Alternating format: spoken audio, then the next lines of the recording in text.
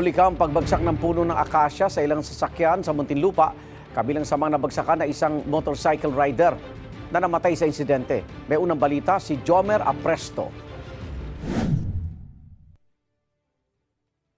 Payapang binabaybay ng mga motorista ang bahaging yan ng Manila South Road sa Putatan, Muntinlupa City pasado alas 9 kagabi.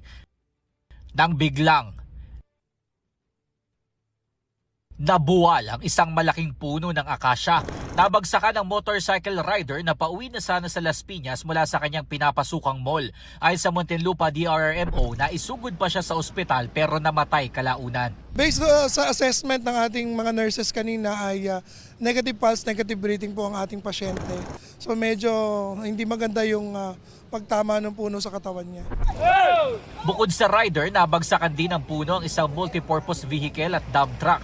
Ayon sa driver ng MPB, nagulat na lang sila ng kanyang mga pasahero nang biglang bumagsak sa kanilang sasakyan ng puno. Okay naman po ako, sir. Medyo pasalamat sa Diyos dahil wala akong galos. Ang kawawa po yung nadaganan kanina ng puno, yung nakamotor. Umaapela siya ng tulong dahil hindi na raw umaandar ang kanyang sasakyan.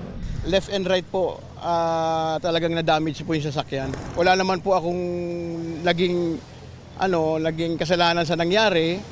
So sana naman po magkaroon naman lang ng kalutasan yung pagpapaayos ng sasakyan. Sabi ng mga otoridad, posibleng dahil sa katandaan kaya bumigay na ang puno. Inaalam na raw nila sa ngayon kung may mga residente bang walang supply ng tubig matapos masira ang ilang metro ng tubig kung saan nakatirik ang puno. Pasado alauna na ng madaling araw nang maklear at madaanan ng mga motorista ang dalawang linya ng kalsada. Madulas pa raw kasi ang ibang bahagi ng kalsada dahil sa mga kusot ng pinagtabasan ng puno. Hinihintay pa natin ang opisyal na pahayag ng Muntinlupa LGU kaugnay sa nangyari. Ito ang unang balita, Jomer Apresto para sa GMA Integrated News. Igan, mauna ka sa mga balita, mag-subscribe na sa GMA Integrated News sa YouTube para sa iba't ibang ulat sa ating bansa.